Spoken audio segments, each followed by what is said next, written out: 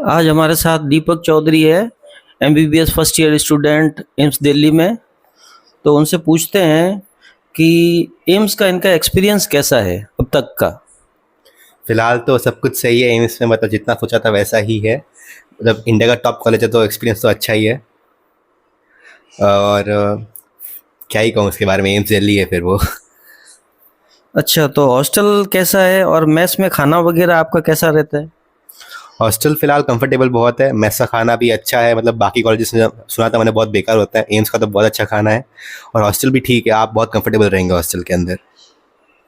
और एम्स दिल्ली में वैकेशन कब कब होते हैं? बहुत सारे स्टूडेंट जानना चाहते हैं, जो नीट एस्पिरेंट्स है वो बोलते हैं कि एम्स में वैकेशन कब कब होते हैं और कितने दिन के होते हैं?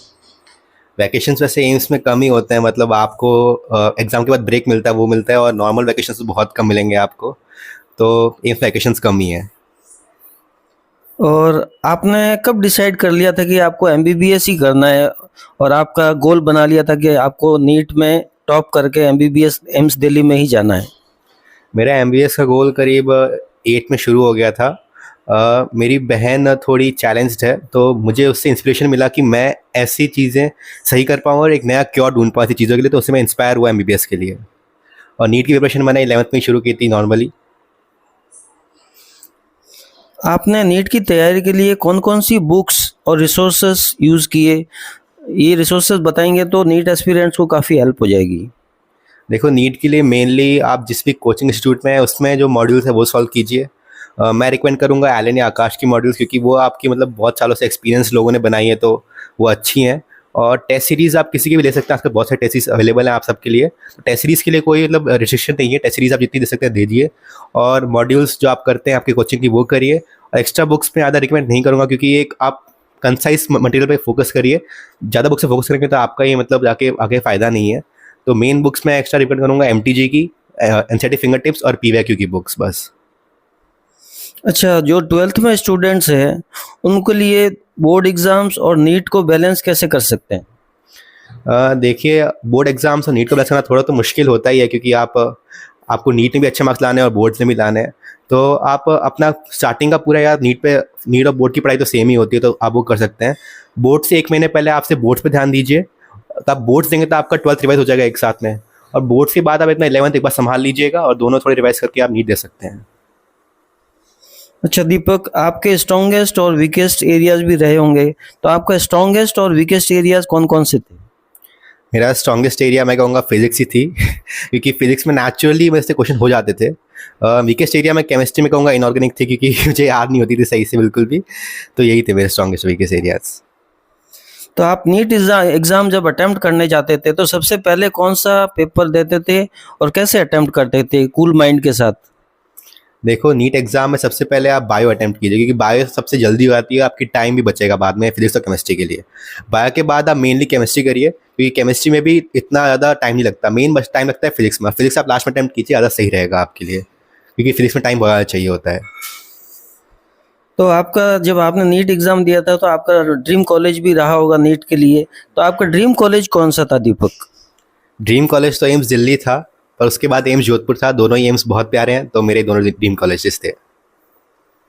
जो नेक्स्ट ईयर नीट एस्पिरेंट्स है, नीट 2025 में, उनके लिए कुछ सजेशन देना चाहेंगे आप?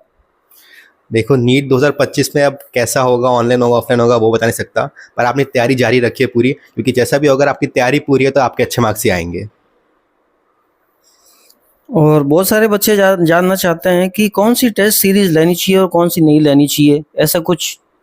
ये टेस्ट सीरीज पे कोई रिस्ट्रिक्शन नहीं रखूंगा मैं, क्योंकि टेस्ट सीरीज सबकी करीब करीब अच्छी है, पर ज़्यादा जो इंस्टीट्यूट पुराने जैसे एलन आकाश, इनके टेस्ट ज़्यादा नीट के सिलेबस टाइप रहती है, तो ज़्यादा अटेम्प्ट कीजिए आप। और सिलेबस कब तक कंप्लीट कर लेना चाहिए? बहुत सारे बच्चे जैसे बोलते हैं कि फरवरी में हो जाना चाहिए, या जन में होना चाहिए, दिसंबर में होना चाहिए। तो नीट एस्पिरेंट्स 2025 या 2026 जो भी है, वो जानना चाहते हैं कि सिलेबस कब तक कंप्लीट होना चाहिए और रिवाइज कितनी टाइम करना चाहिए? देखिए, सिलेबस कंप्लीट करना वो मेनली आप पे डिपेंड करता है, पर आइडियली आपका फेब तक हो जाना चाहिए, ताकि बस 2 महीने हो कि आप रिवाइज कर पाएँ और टेस्ट सीरीज अटेम्प्ट कर पाएँ आपकी प्रिपरेशन चेक करने के लिए। एग्ज़ाम डे जब आप नीट देने गए थे, तो आपको कैसा फ़ील हो रहा था, और प्रीवियस डे आप पूरा सो पाए थे या कुछ अलग सा फ़ील हो रहा था? नहीं, थोड़ी एक्साइटमेंट थी और थोड़ा फियर भी था कि कैसा जाएगा, क्योंकि बहुत तैयारी की है। और नीट के टाइम तो मतलब थोड़ा कूल माइंडेड हो गया था, क्योंकि मुझे पता है तैयारी मैंने बहुत अच्छे से की है और इस बार पक्का हो जाएगा। तो थोड़ा कॉन्फिडेंस रखिए कि आपका पक्का हो जाएगा और आपने तैयारी अच्छे से ही की है। नीट में आपके पेरेंट्स और टीचर्स का कितना योगदान था?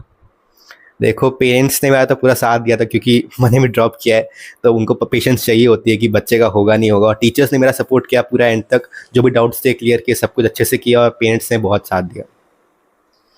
जैसे कुछ बच्चों का बैकलॉग हो जाता है बहुत सारा, तो उस बैकलॉग को कैसे कंप्लीट कर सकते हैं? देखो, बैकलॉग को कंप्लीट करना, देखो इसके तरीके बहुत अलग अलग हैं। एक तरीका ये है कि आपका जो कोर्स चल रहा है उसके साथ आप हर दिन थोड़ा थोड़ा टाइम दें अपने बैकलॉग को, या फिर आप अपना कोर्स का पहले पूरा कर लें फिर बैकलॉग दे दें। तो आप पे डिपेंड करता है, पर मैं रिकमेंड करूँगा कि आप थोड़ा बैकलॉग साथ में करते जाइए, ताकि बैकलॉग बढ़ ना जाए।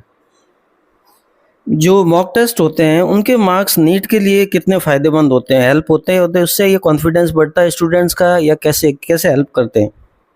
देखो, मॉक टेस्ट के मार्क्स इतने मैटर पे नहीं करते, पर थोड़े करते हैं कि आपको इससे कॉन्फिडेंस आता है। मेन यही चीज़ आती है। मॉक टेस्ट में मार्क्स कम आ रहे, इसका मतलब ये नहीं कि आप रोने लग जाओ कि अब तो मेरा नीट में होगा नहीं। इससे आप ये सोचो कि अगले मॉक टेस्ट में अच्छे इंप्रूवमेंट करना है। तो मॉक टेस्ट का मेन गोल क्या है? आपका इंप्रूवमेंट होना चाहिए। मार्क्स कितने मैटर नहीं करता, आप इंप्रूव कर रहे हो नहीं कर रहे हो, वो मैटर करता है नीट में। और फाइनली जो नीट 2025 और 2026 के लिए तैयारी कर रहे हैं स्टूडेंट्स, उनके लिए फाइनली आपकी तरफ से कुछ सजेशन देना चाहेंगे? देखो, नीट 2024 में बहुत हंगामा हो गया था, तो 25-26 कैसे होंगे कह नहीं सकता मैं, कि पेपर हार्ड होगा इजी होगा। और आपने तैयारी जारी रखी है पूरी, क्योंकि अगर आपकी तैयारी पूरी अच्छे से हो रखी है तो नीट भले ही कैसा ही हो, आप टॉप ज़रूर करेंगे। Thank you Deepak for giving your precious time.